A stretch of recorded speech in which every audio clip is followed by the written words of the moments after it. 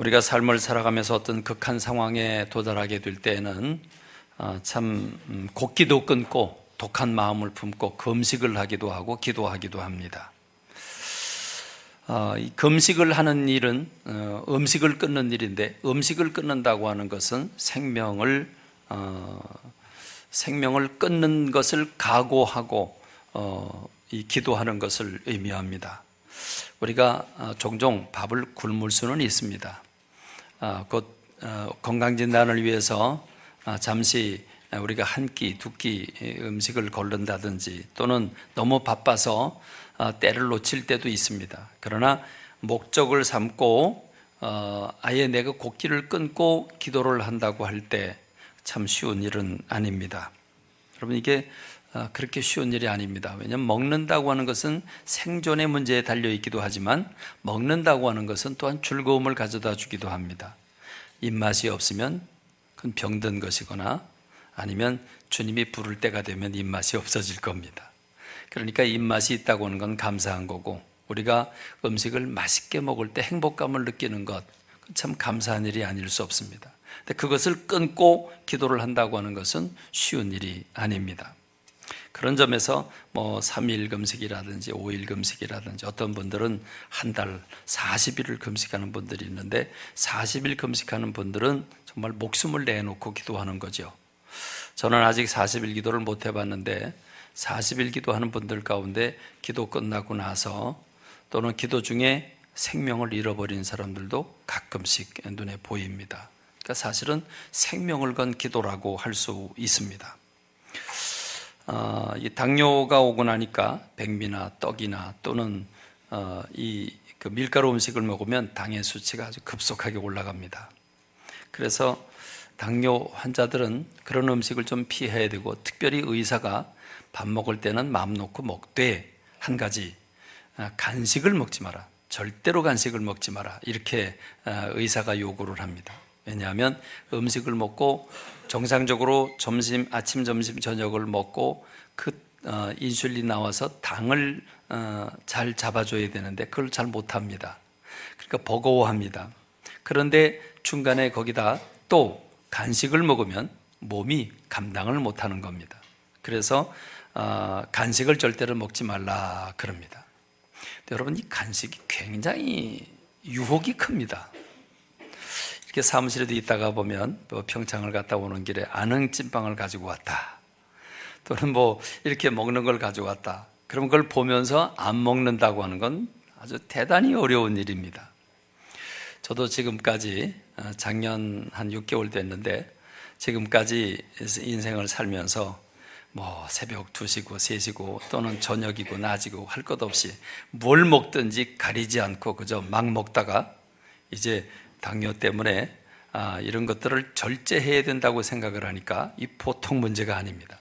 먹는 걸 가려야 한다, 먹는 걸 절제해야 된다고 하는 건 고문과도 같습니다. 그런데 여러분, 금식을 하기로 딱 작정을 하면요, 지금까지 밥을 때가 되니까 밥을 먹기도 하고 그냥 의무로 먹기도 합니다. 그런데 딱 금식을 하면요, 금식하는 그 순간부터 밥 한 끼가 왜 이렇게 크게 보여요? 금식을 하면 전혀 다른 분위기가 됩니다.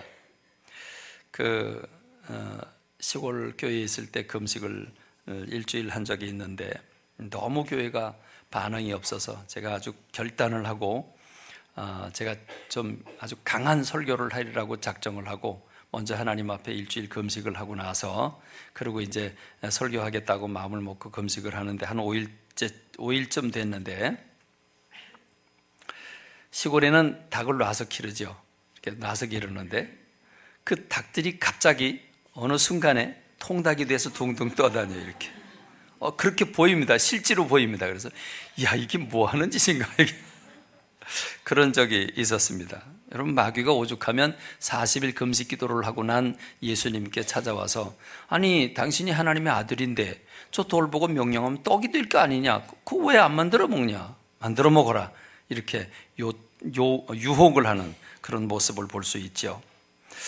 이번에 인도를 갔는데, 남인도, 우리가 한 15년 정도 뭐 얼마 많지는 않습니다. 100불밖에 안 되지만 한 15년 계속 끊임없이 지원해온 김대균 선교사님이 있는데 그 벵갈로에 갔을 때 인도는 희망이 있다. 왜냐하면 인도 성도들이 뜨겁기 때문이다. 그런 얘기를 하는데 차를 타고 가는데 오토바이를 타고 가는 현지인 목사가 있었습니다. 그분을 딱 보자 그런 얘기를 합니다. 저 교회는 지금 5년째 매년 1월 달이 되면 전 교인이 금식을 합니다. 금식을 어느 정도 하냐? 한 달 금식을 합니다. 한 달을 주님 앞에 위탁한다는 거예요. 한 달을 1년을 살기 위해서 한 달을 주님 앞에 드리는데 짜이 정도는 먹는데요. 그러니까 차 정도는 마시지만 음식을 전혀 먹지 않는다고 그럽니다. 그래서 내가 물어봤습니다. 그러냐? 그러면 교인들이 몇 명이나 참석하냐? 그랬더니 한 30명 정도 금식에 동참하고 있다고 합니다. 야, 제가 그 얘기를 들으면서 얼마나 부끄러운지 몰라요. 여러분, 인도 사람들 그 밥 영양가 없거든요. 우리는 한 끼 아침 먹으면 점심 먹을 때까지 별로 배가 고프지 않아요. 그런데 인도 음식은, 인도 쌀은 알랑미쌀이라고 그러나요? 날아가는 쌀이죠. 그래서 그걸 먹으면 점심때가 되면 헛헛해요. 배가 고파요. 여러분, 인도 사람들 영양가 있는 음식 잘 못 먹어요. 그런데 한 달을 온전히 금식을 하면서 주님 앞에 드리는데 그게 5년째다. 여러분, 그거 쉬운 일이 아니죠. 일생 동안 어떤 목적을 가지고 한 번 30일 기도를 한다. 그럴 수도 있어요. 그런데 매년 1월 달마다 지금 5년째 하고 있다. 그거 쉬운 일이 아닙니다. 그걸 보니까 얼마나 부끄러운지 몰라요. 여러분이 시금전폐라는 말이 있죠. 시금전폐라는 말은 목숨 걸고 무슨 일을 한다는 말입니다. 우리의 자녀들이 부모님에게 뭔가 바라는 게 있어서 자기 주장을 내세우기 위해서 시금전폐하면서 달려든다면 여러분, 어떤 부모가 그 자식을 이길 용사가 어디 있겠습니까? 아마 다 지고 말 겁니다. 알았다고 들어줄 겁니다. 그렇습니다. 하나님도 그렇습니다. 우리가 시금을 전폐하면서 금식하며 기도하는 기도를 하나님 빨리 들으시는 줄로 믿습니다. 역대 20장에 보면 여호사밧이라고 하는 왕의 이야기가 나옵니다. 이 여호사밧 왕이 통치를 할 때 모압, 암몬, 그리고 마온 족속 세 나라가 연합을 해서 이스라엘을 쳐들어왔습니다. 그 숫자는 이스라엘 백성들이 도저히 맞닥뜨려서 싸울 수 없는 어마어마한 군사였습니다. 그때 여호사밧이 할 수 있는 건 하나님 앞에 기도하는 것밖에 없었습니다. 그래서 그는 금식하라고 이스라엘 백성들에게 선포를 하고 유다 백성들이 모여서 하나님 앞에 기도를 하는데 그 기도의 내용은 이렇습니다. 역대 20장 12절에 보면 우리를 치러 오는 이 큰 무리를 우리가 대적할 능력이 없고 어떻게 할 줄도 알지 못하옵고 오직 주만 바라보나이다 하고 유다 모든 사람들이 그들의 아내와 자녀와 어린이와 더불어 여호와 앞에 섰더라 이렇게 말합니다. 우리가 어떻게 할 줄을 모르겠다고 그저 주님만 바라본다고 그러면서 어린아이들까지 다 와서 금식을 하게 되는데 그때 어떤 일이 벌어졌는가를 성경은 이렇게 설명합니다. 14절 말씀을 보면 여호와의 영이 회중 가운데에서 레위 사람 야하시엘에게 임하였으니 그는 아삽 자손 mat단야의 현손이요 여이엘의 증손이요 분하야의 손자요 스갈의 아들이더라 그럽니다. 여러분, 그냥 보통 선지자를 소개할 때는 이사야서 1장 1절에 보면 아모스의 아들 이사야가 이렇게 얘기를 하고 또 예레미야 1장 1절에 보면 hil기야의 아들 예레미야의 말이라 이렇게 간단하게 소개를 합니다. 그런데 이스라엘 전 백성들이 모여서 지금 금식하며 기도하는데 하나님이 그 회중 가운데에서 어느 한 사람 야하시엘이라고 한 사람에게 성령이 감동이 됩니다. 그가 걸어 나오게 되는데 후대에 기록을 하기를 그가 어떤 사람이냐, 아버지가 누구고 할아버지가 누구고 증조할아버지 고조할아버지 쭉 되는데 한마디로 말하면 누군지 전혀 알려지지 않은 사람이라는 겁니다. 전혀 활동하던 선지자가 아니라는 겁니다. 새로운 선지자가 나타난 거죠. 하나님이 얼마나 급했으면 지금 금식하는 사람들 가운데 한 사람에게 성령이 감동하게 하셔서 그 야하시엘이 걸어 나와 이렇게 선언을 합니다. 온 유다와 예루살렘 주민과 여호사밧 왕이여 들을지어다. 여호와께서 이같이 너에게 말씀하시기를 너희는 이 큰 무리로 말미암아 두려워하거나 놀라지 말라. 이 전쟁은 너희에게 속한 것이 아니요 하나님께 속한 것이니라. 하나님 앞에 금식하며 기도할 때 너희들의 문제가 아니고 이제 내 문제다, 이렇게 말씀하시는데, 내일 너희는 그들에게로 내려가라. 그들이 시스고개로 올라올 때에 너희가 골짜기 어귀 여루엘 들 앞에서 그들을 만나게 될 것이다. 이 전쟁에는 너희가 싸울 게 없다. 대열을 이루고 서서 너희와 함께 한 여호와가 구원하는 것을 보라 그럽니다. 너희는 그냥 뒷짐 짓고 서서 구경하라는 거죠. 내가 싸우겠다는 것입니다. 유다와 예루살렘아, 너희는 두려워하지 말며 놀라지 말고 내일 그들을 맞서 나가라. 여호와가 너희와 함께 하리라.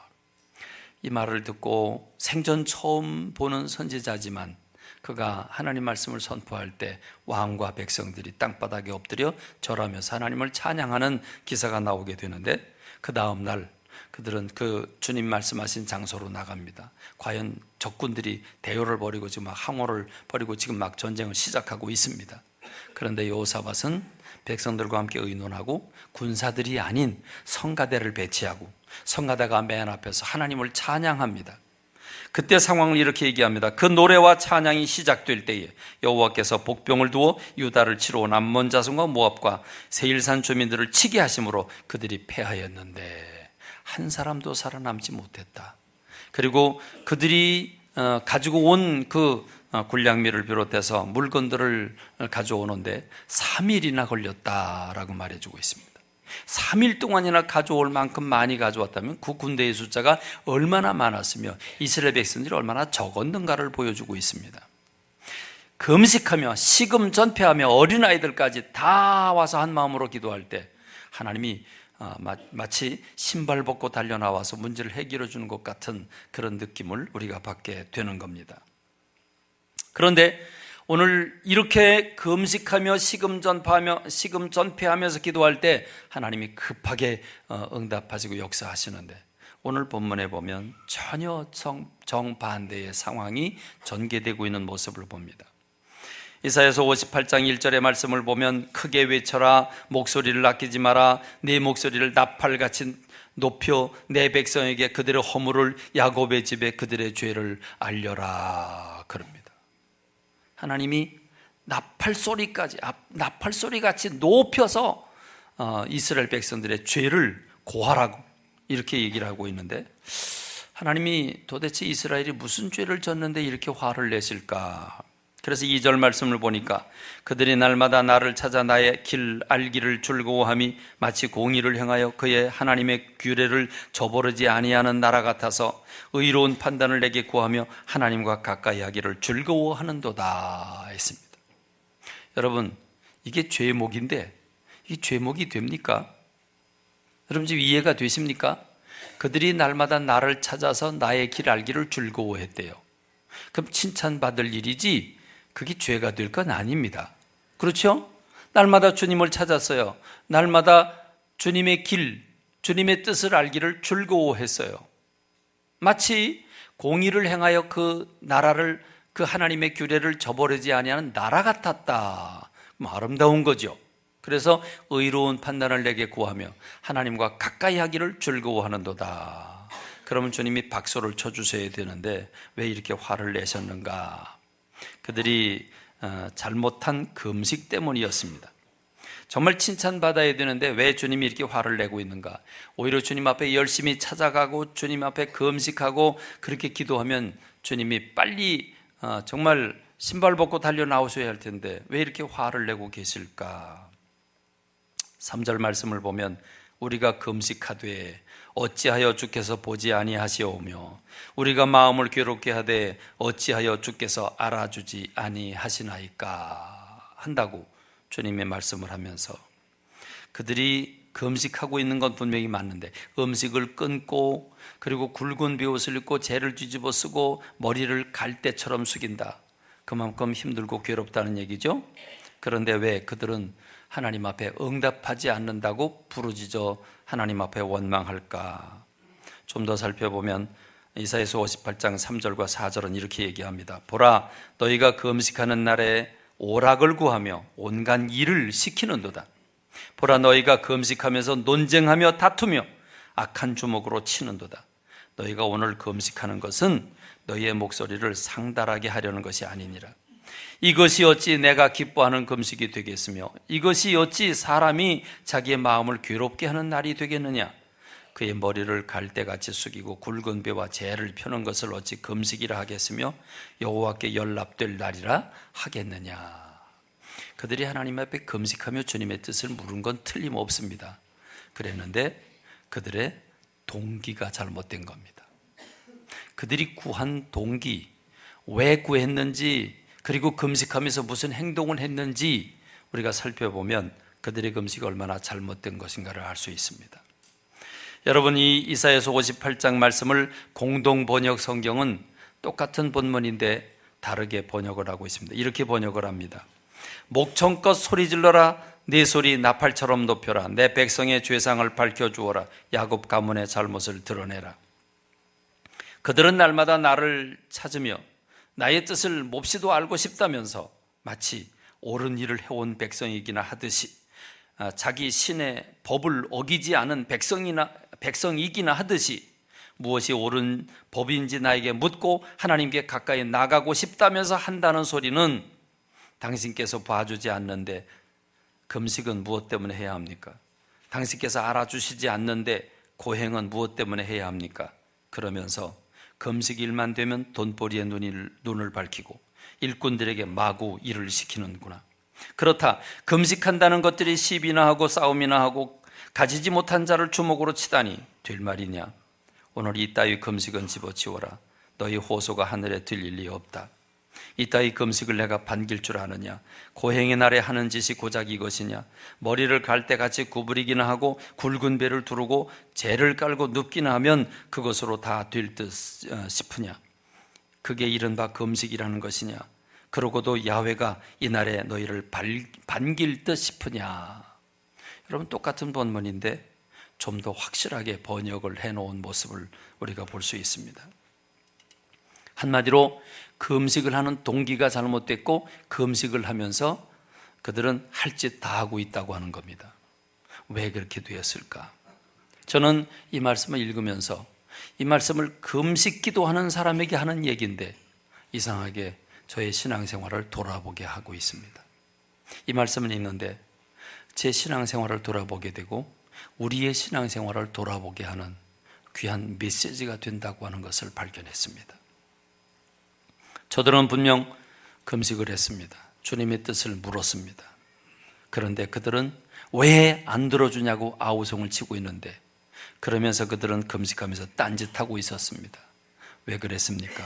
그것은 진정 하나님의 영광을 위한 금식이 아니었습니다. 진정 하나님의 마음을 알고 하나님께 영광 돌리기 위한 금식이 아니라 자기의 목적을 이루기 위한 금식이었습니다.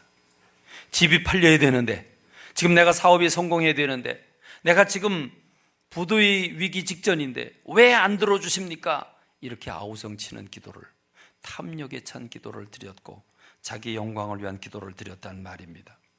금식일만 되면 돈벌이의 눈을 밝히고 일꾼들에게 마구 일을 시키는구나. 그렇다, 금식한다는 것들이 시비나 하고 싸움이나 하고 가지지 못한 자를 주먹으로 치다니 될 말이냐. 여러분, 왜 주먹으로 왜 칩니까? 금식을 하면서 힘도 없는데 왜 그렇습니까? 금식을 하는 목적이 돈을 벌기 위함이고 문제를 해결하기 위함이고 내가 뭔가 더 잘 되고 뭔가 얻기를 위함인데 그게 제대로 안 된다는 말이죠. 제대로 안 되니까 화를 낼 수밖에 없고 화를 내니까 주먹질을 할 수밖에 없는 거죠. 그렇습니다. 여러분, 오늘 저와 여러분들이 금식하는 이유가 무엇입니까? 금식을 한다고 하는 건 목숨을 전당 잡히고 하나님 앞에 사생결단하며 기도하는 것을 의미하는데 무엇을 위해서입니까? 대학에 합격해야 되기 때문에, 떨어지면 안 되기 때문에, 진급해야 되기 때문에, 지금 무언가 얻기 위해서 하나님 앞에 기도하는 것이지, 우리가 주님의 영광을 정말 영광 돌리고 싶다고 하는 순수한 마음에서 기도하는 게 아니라고 하는 겁니다. 그리고 그게 빨리 이루어지지 않고 응답이 되지 않으니까 분노가 일어나고, 분노가 일어나니까 주먹질을 하고 있는 그런 모습을 우리가 볼 수 있습니다. 그렇습니다. 그러고 보면 지난날 우리가 금식했던 3일이든 5일이든 일주일이든 우리가 금식했던 날들을 쭉 돌이켜보면 다 문제 해결을 위한 기도 때문에 금식을 했다는 사실을 발견합니다. 작정 기도를 하는 것도 그렇습니다. 목회자가 드리는 기도도 매 한 가지입니다. 교회 부흥을 위해서, 교회가 힘들고 어려울 때 문제를 해결하기 위해서, 교회를 건축하기 위해서, 또는 무엇을 하기 위해서 부흥을 달라고 하나님 앞에 매달려 기도했는데, 그렇습니다. 목회자의 기도든 성도들의 기도든 거의 대부분이 육신의 문제를 해결하게 해달라고 탐욕스러운 기도를 드리고 있다고 하는 사실을 주님이 지적하고 있는 것입니다. 그렇습니다. 물론 기도해야 됩니다. 문제가 있을 때 기도해야죠. 금식해야죠. 안 하면 되겠습니까? 반드시 해야 됩니다. 그러나 그 동기가 정말 주님의 뜻에, 주님의 마음에, 주님이 무엇을 원하신가를 알기를 원하는 것이 아니라 내 뜻을 이루어 달라고 하는 욕심, 탐욕에 찬 기도를 드렸다고 하는 게 이들의 기도였다고 하는 것입니다.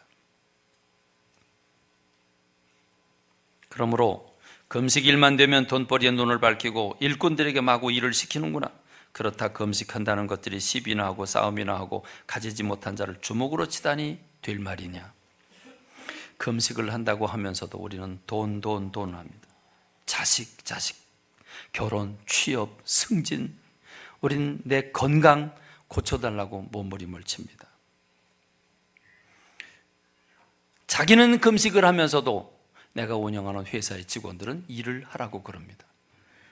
그리고 뜻대로 되지 않으니까 화를 내게 되고 폭언을 하게 되고 주먹질을 하게 되는 겁니다. 그렇습니다. 오늘 저는 여러분과 함께 오늘 우리가 읽은 이 본문 말씀을 통해서 내 신앙생활이 과연 순수한 동기를 가지고 하나님의 마음을 헤아리고 그 뜻을 품고 기도하고 있는가, 신앙생활을 하고 있는가를 기억해야 할 것입니다. 무엇 때문에 공부하고, 무엇 때문에 돈을 벌고, 내가 무엇 때문에 진급해야 되고, 무엇 때문에 건강을 회복해야 되는지, 나를 위한 목적인지 주님의 영광을 위한 목적인지 우리가 냉철하게 판단하고 무엇을 바꾸어야 되는지 생각하는 그런 시간이 되기를 간절히 소원합니다. 이사야서 오늘 우리가 읽은 58장 6절 7절의 말씀은 하나님이 기뻐하시는 금식에 대해서 말씀하고 있습니다. 여러분 한번 잘 관찰해 보시기를 바랍니다. 내가 기뻐하는 금식은 흉악의 결박을 풀어주는 것이다. 멍에의 줄을 끌어주는 것이고 압제당하는 자를 자유케 하는 것이고 모든 멍에를 꺾는 것이 아니겠느냐. 또 줄인 자에게 내 양식을 나눠주고 요리하는 빈민을 집에 들이며 벗은 자를 보면 입히고 또 내 골육을 피하여 스스로 숨지 않는 것이 아니겠느냐 했습니다. 가만히 생각해 보면 공통점이 있어요. 주님이 기뻐하시는 금식에는 하나의 통일점이 있어요. 여러분 한번 주제를 파악해 보죠. 주님이 하신 말씀의 메시지가 어디에 포인트가 있습니까? 어디에 있습니까? 주님이 기뻐하시는 금식의 공통점은 나로부터 이웃에게로 그 주제가 바뀌어 있는 모습을 봅니다. 우리가 금식하는 이유는 전부 다 나 때문입니다. 내 문제를 해결하기 위해서입니다. 내가 더 부유하기 위해서입니다. 그런데 주님은 주님이 기뻐하시는 금식은 내가 아니고 이웃을 돌아보라는 것입니다. 이웃의 어려움, 이웃의 고난, 이웃의 모자람, 이웃의 힘들어하는 것, 그걸 바라보라는 것이죠. 여러분 그러고 보면 유리하는 빈민을 집에 들인다 그랬습니다. 유리하는 빈민이 누굽니까? 오늘 우리 언어로 바꾸면 노숙자인데, 노숙자를 여러분의 집으로 초대해서 여러분 샤워하라고 그러고 그리고 따끈한 밥 정성스럽게 맛깔스럽게 그렇게 만들어 드린 적이 있으십니까? 오히려 우리는 그런 노숙자가 찾아오면 돈 몇 푼 주어서 가서 밥 사 먹으라고, 국밥 사 먹으라고 보낼 수는 있습니다. 그러나 여러분 정말 내 집에 깍듯이 예수님 모시는 것처럼 모실 수 있을까요? 벗은 자를 보면 이쁘고 내 골육을 피하여 스스로 숨지 않는 것 아니냐. 왜 숨어요? 아니 내 동생이 또는 내 형이 또는 내 작은 집 큰 집이 자기가 잘못해서 저렇게 망했는데 그걸 내가 책임져야 돼요? 그건 내가 잘못한 게 아닌데, 그렇지 않습니까? 근데 나보고 도와달라고 그래요? 우린 숨어요. 왜 숨어요? 내가 도와줄 의무를 못 느낀다는 말이죠. 그렇습니다. 우리는 한결같이 모으려고 그러는데 주님은 한결같이 주라고 그럽니다. 우리는 한결같이 나를 생각하는데 주님은 한결같이 다른 사람을 생각하라고 합니다. 주님은 이 자기를 위해서 탐욕스럽게 하면서 그게 뜻대로 이루어지지 않을 때 금식하면서도 주먹질을 하고 있는 이 이스라엘 사람들을 바라보면서 알려라, 그들의 죄를 크게 나팔을 불어서 알려라, 이렇게 말씀하고 있는 것입니다. 그런데 여러분, 내가 아닌 이웃을 향하고 나의 것을 채우는 게 아니라 어려워하는 사람, 힘들어하는 사람 마음을 어루만지기 위해서 애쓰는 사람들에게는 어떤 은혜를 주시는가? 58장 8절로 9절에 보면, 그리하면 네 빛이 새벽같이 비칠 것이며, 새벽같이 비친다는 말은 어둠이 물러가고 희망이 생기고 문이 열린다는 말입니다. 내 치유가 급속할 것이며, 치유가 급속히 이루어진다고 말합니다. 공의가 내 앞에 행하고 여호와의 영광이 내 뒤에 호유하리니, 하나님의 영광이 뒤에서 호유해 주신답니다. 내가 부를 때에는 나 여호와가 응답하겠고 내가 부르짖을 때에는 내가 여기 있다 하리라. 주님이 정말 신발 벗고 달려나와서 내가 여기 있다고 말씀하시는 것처럼 그렇게 해 주시겠다고 합니다. 그렇습니다. 우리는 위기가 오면 주님 앞에 기도해야 합니다. 그런데 오늘 성경 말씀에 보니까 내가 나를 위해서가 아니라 진정 주님의 영광을 위해서, 내 주변에 힘들고 어려워하는 사람들을 위해서 그 마음을 열고 진실로 사랑할 때 하나님이 막 부어주신다고 하는 사실을 우리에게 말씀하고 있는 것입니다. 생각해 보십시오. 내 빛이 새벽같이 비친다, 치유가 급속해진다, 공의가 내 앞에 행하고 여호와의 영광이 내 뒤에 호유하게 될 것이다. 내가 부를 때는 나 여호와가 응답하겠고 내가 부르짖을 때는 내가 여기 있다 말씀하실 것이라. 할렐루야, 할렐루야. 그러니 여러분은 어떻게 사시겠습니까? 어떻게 신앙생활을 하시겠습니까? 무엇을 목적으로 하고 신앙생활을 하시겠습니까? 나를 위해 살겠습니까? 이웃을 위해 살겠습니까? 내가 높아지기를 원하십니까? 이웃이 평안하고 잘 살아지기를 원하십니까? 주님은 나아가서 이렇게 축복의 비밀을 덧붙이고 계십니다. 만일 네가 너희 중에서 멍에와 손가락질과 허망한 말을 지하여 버리고 줄인 자에게 내 심정이 동하며 괴로워하는 자의 심정을 만족하게 하면 내 빛이 흑암 중에서 떠올라 내 어둠이 낮과 같이 될 것이며, 어둠이 낮과 같이 된다, 모든 문제가 해결된다는 말입니다. 여호와가 항상 너를 인도하실 것이다. 메마른 곳에서도 내 주변의 환경은 말할 수 없이 열악하지만 내 영혼을 만족하게 하며 내 뼈를 견고하게 하리니. 골다공증 약 잡수는 분들은 당장 이웃을 돌아봐야 될 것 같아요. 그 약 버리고 그 약값으로 도와야 될 것 같아요. 물론 여기서 말하는 그 뼈는 골다공증의 그 뼈는 아닙니다. 그런데 의미는 깊은 말씀입니다. 너는 물된 동산 같겠고 물이 끊어지지 않는 샘 같을 것이라. 내게서 날 자들이 오래 황폐된 것을 다시 세울 것이며 너는 역대에 파괴된 기초를 쌓으리니 너를 일컬어 무너진 데를 보수하는 자라 할 것이며 길을 수축하여 거할 것이 되게 하는 자라 하리라. 저 사람이 뭘 손을 대면 그게 수십 년 동안 망한 기업체라도 일으켜 놓을, 저 사람이 모든 손을 대면 다 잘 된다, 잘 되는 사람으로, 회복하는 사람으로 누가 보아도 인정받는 사람이 된다는 것입니다. 여러분, 이거보다 더 좋을 수가 있겠습니까? 이거보다 더 큰 성공이 있을 수 있겠습니까? 더 이상의 행복이, 만족이 있을 수 있겠습니까? 그렇습니다. 뭘 더 바라겠습니까? 그러니 오늘 지금 저와 여러분은 무엇을 깨달아야 하겠습니까? 자기를 위해 사는 사람은 망하지만 이웃을 위해 사는 사람은 흥하다고 말씀합니다. 자기의 탐욕에 빠진 사람들은 불행해질 것이지만 타인의 아픔을 어루만지는 사람은 오히려 자기가 행복해질 것이라고 말씀하고 있습니다. 여러분, 이 말씀을 보고도 망설이시겠습니까? 이 말씀을 눈앞에 보고도 나를 위해 사는 삶을 계속하겠습니까? 보십시오. 이 말씀은 여러분에게 주시는 주님의 말씀입니다. 여러분이 기도할 때 응답을 빨리 받는 응답의 비결을 주고 계시고 계십니다. 더 이상의 지름길은 없는 줄로 믿습니다.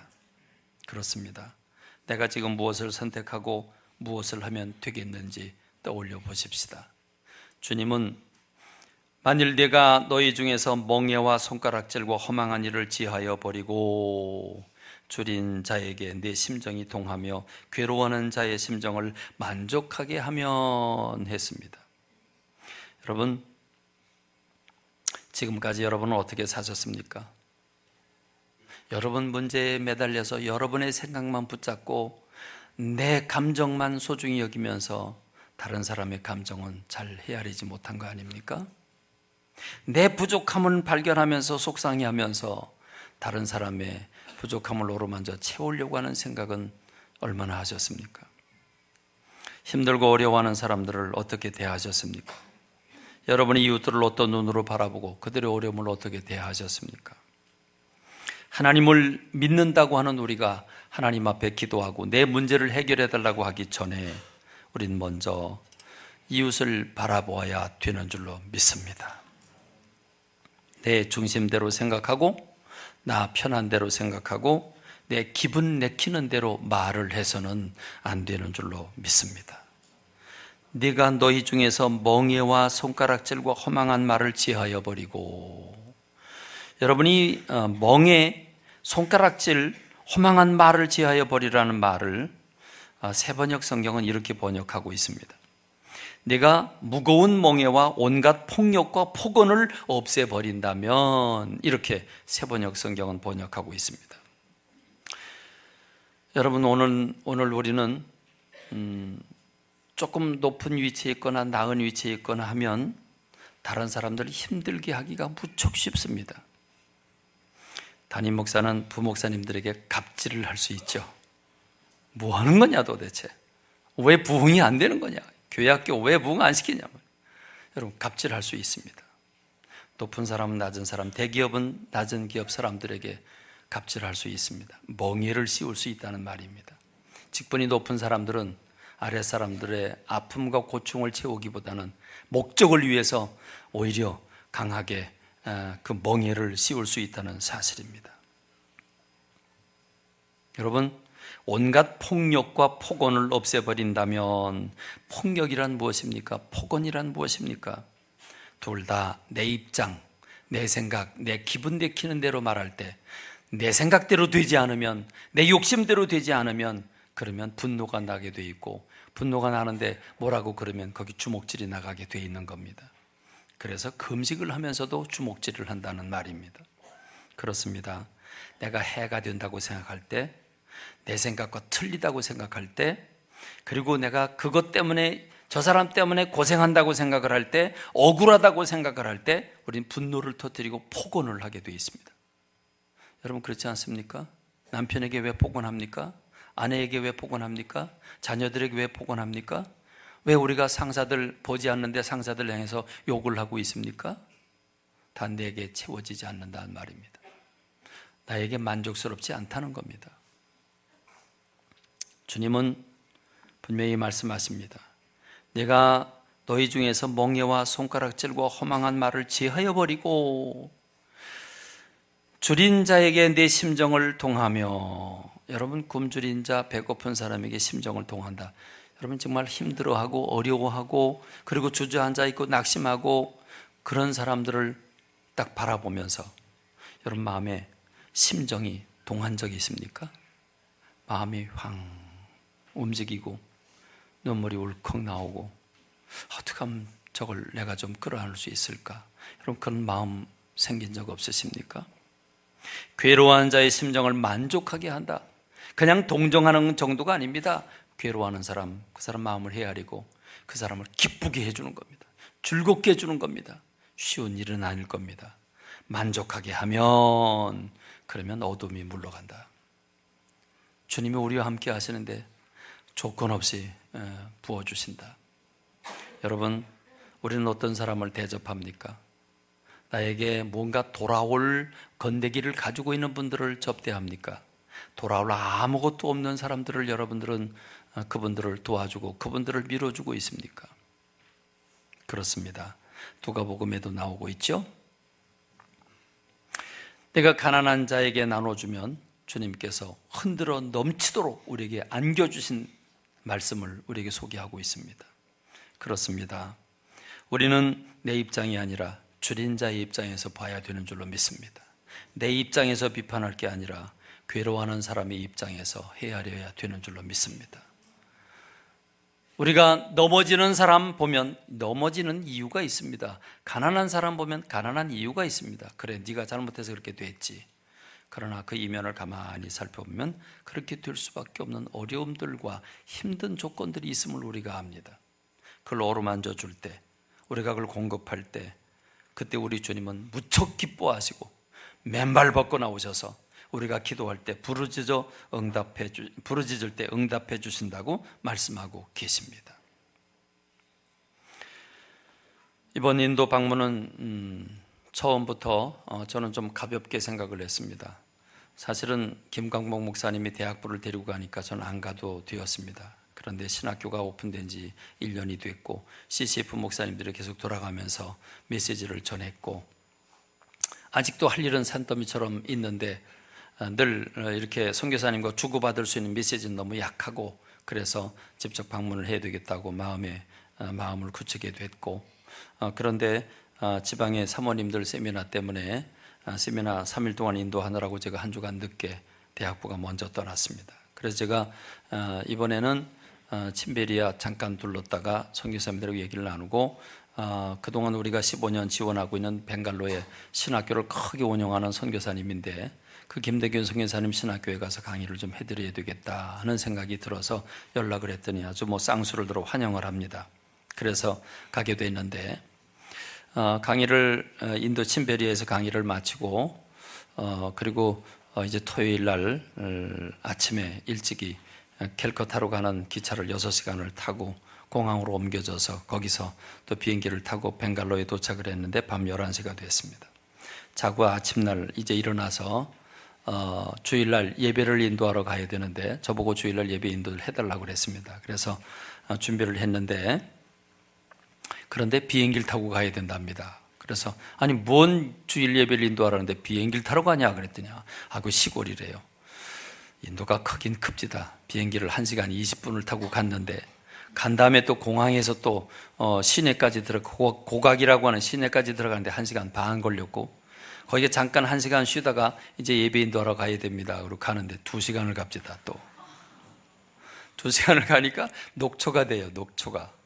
근데 찬송하고 기도를 하는데 성도들이 얼마나 뜨거운지 얼굴이 다 시커먼 분들인데 그러니까 우리 눈으로 보면요 표정이 없는 것 같아요.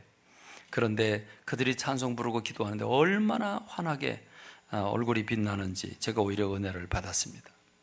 그리고 돌아와서 이제 그 다음날 아침 월요일인데 월요일 날에는 빨리 가서 강의를 해야 되는데 한 2교회 더 방문을 해야 된답니다. 그래서 알았다고 그럼 가자고 그래 놓고 가는데 한 교회 방문하려면 또 1시간 반 2시간을 또 가야 돼요. 또 돌아서서 와야 되고 이제 갔어요. 가니까 아담한 교회가 예쁘게 지어져 있어요.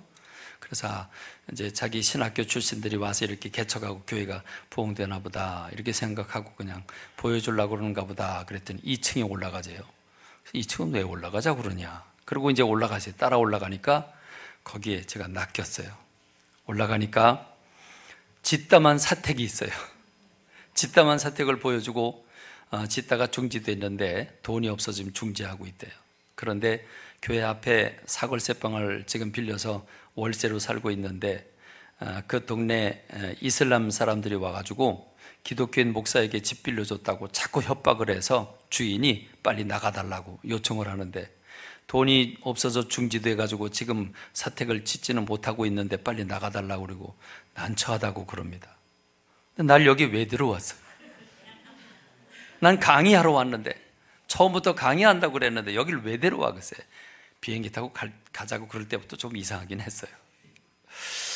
그러니 제가 당장 그거 내가 해결해 드리겠습니다 그럴 수도 없고 저도 혼자 하는 일이 아니고 그래서 그러고 나니까 사택으로 가요. 사택으로 가서 또 짜이를 접대를 하는데 물어보니까 뭐 또 월세가 얼마냐 내가 물어봤어요. 그러니까 얼마라고 그러길래 내가 한 2달치 이렇게 그건 좀 손에 쥐었어요. 쥐어주고 그리고 기도하시라고 하나님 기뻐하시면 허락하시지 않겠냐고 그냥 그러고 돌아서서 나오는데 한 군데를 더 가재요. 근데 그날 아침에 현지 목회자가 식사를 접대한다고 그럽니다. 그래서 현지 목회자가 식사를 접대한다? 그런 일은 흔치 않은데 웬일이지? 생각을 하고 아침에 그 집에 갔더니 그 목회자의 집에서 닭을 삶아가지고 치킨 커리를 만들어서 그걸 접대하는 것 아닙니까? 그래서 웬 닭까지 잡았는가 생각을 했는데 알고 보니까 그 교회를 방문하는 거였어요.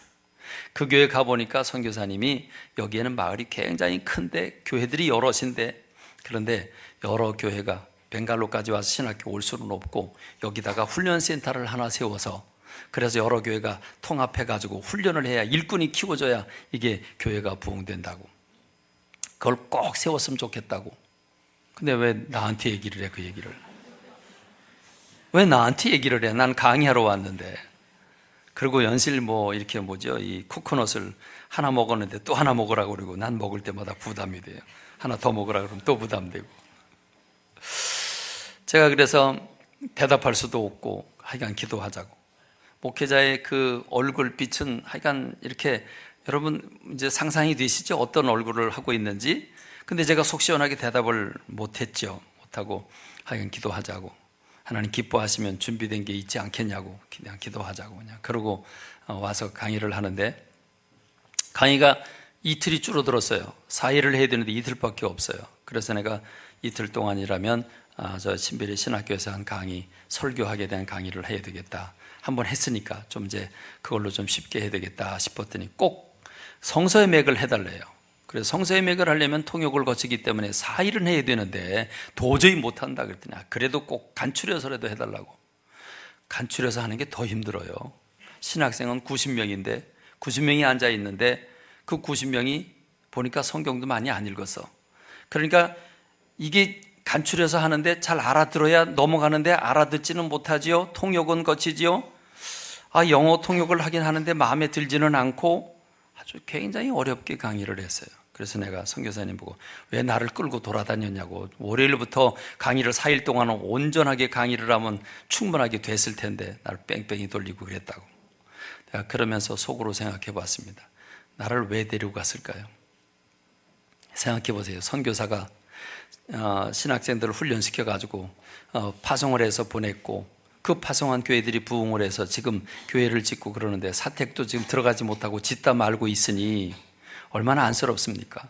한국 목사가 온다니까 강의만 시켜도 되는데 거기까지 굳이 비행기 타고 끌고 가 태워주고 올 때는 또 비행기 값이 비싼지 올 때는 물론 제가 다 돈을 냈습니다만은 올 때는 기차 타고 왔는데 오후 5시에 출발했는데 14시간 타고서 아침 7시에 도착을 했어요. 여러분 이게 장난이 아니에요. 저는 갔다 오면서 참 그렇구나. 여러분 2달치, 한 달치 월세가 얼마냐 그러니까 2,000루피래요. 2,000루피면 얼마쯤 될까요? 2,000루피 그게 18원 1루피에 18원 가거든요. 20원 잡고도 4만 원이에요. 근데 너무 많이 줘도 또 안 돼요. 그래서 제가 2달치만 드리고 왔는데 참 제가 이 인도 사람들 형편을 가만히 살펴보니까 너무 안쓰러워요. 너무 힘들어요. 근데 우리나라 딱 오니까 우리나라는 벌써 그냥 번쩍번쩍합니다. 우리나라 보니까 얼마나 화려하고 우리 교회 딱 들어오니까 너무 부자교회예요. 너무 아름답고 화려하고 성가대 멋있고 예배드리는 환경 너무 좋고 인도에 있다가 딱 한국 오니까 우린 너무 부한 겁니다. 그럼에도 불구하고 감사할 줄 몰라요. 그럼에도 불구하고 기뻐할 줄 몰라요. 그럼에도 불구하고 우린 내가 더 잘 살아야 된다고 다른 사람을 향해서 배려하고 격려하기보다는 소리 지르고 싸우고 비판하고 이게 더 많아요. 이런 걸 보면서 전 이 본문이 2주간 나갔다 오니까 도대체 이번 주는 무슨 말씀을 전해야 되는가. 이 말씀이 탁 눈에 띄어요. 이 말씀을 보는데 마음이 아주 무거워져요. 여러분 보고 600만 원 채우고 2천만 원 채우라고 그 얘기 하기 위해서 오늘 말씀 전한 거 아닙니다. 오늘 이 말씀을 전하면서 저와 여러분들이 정말 하나님이 기뻐하시는 건 네가 목숨을 걸고 기도하라는 얘기가 아닙니다. 금식하라는 얘기가 아닙니다. 우리가 신앙생활을 어떻게 해야 되는가? 지금까지 나만 바라보고 나를 위해서 살고 내 생각대로 나 편한 대로 이야기하던 우리가 이제는 다른 사람을 배려하고 아픈 사람을 어루만져 주고 나누고 섬기는 삶을 살으라고. 그게 진정한 행복이라고. 오늘 아침에 일부 시간에 우리 과일 가게 송수정 집사님 부부가 참석했길래 제가 예를 들었습니다. 과일 가게를 운영하는데 그 과일 가게 그 과일 좋은 과일을 구하기 위해서 과수원을 다니면서 직접 먹어보고 정말 맛나는 과일을 선택을 해서 그리고 살아온 사람들에게 하나라도 더 주려고 좋은 것들, 나쁜 거 다 빼내고 좋은 것들을 다 가려서 그 살아온 사람이 하나라도 더 주려고 애쓰는 그런 마음을 가진다면, 그러면 여러분 그 과일 사는 사람이 얼마나 행복감을 느끼겠습니까? 그 사람 다른 가게 못 갈 겁니다. 그럼 그 가게 또 올 겁니다. 더 많이 팔아줄 겁니다. 그럼 결국 누구의 유익이겠습니까? 그렇습니다. 그렇게 풍성하게 그 사람 찾아오는 사람들을 배려하고 행복하게 해주면 그들 때문에 내가 더 행복하게 되는 줄로 믿습니다. 이게 모든 삶의 원리인 줄로 믿습니다. 나를 위해서 도둑질하고 나를 위해서 강도짓하고 나를 위해서 성폭행하면 나 때문에 얼마나 많은 사람들이 눈물을 흘리고 인생을 망치겠습니까? 내가 다른 사람을 배려할 때, 다른 사람을 아파함을 어루만져 줄 때 그들이 회복하고 나는 더 행복해지게 되는 줄로 믿습니다. 참된 기도의 응답, 참된 기쁨이 넘치는 삶, 행복한 삶을 살아가는 제가 되고 여러분이 되기를 주님의 이름으로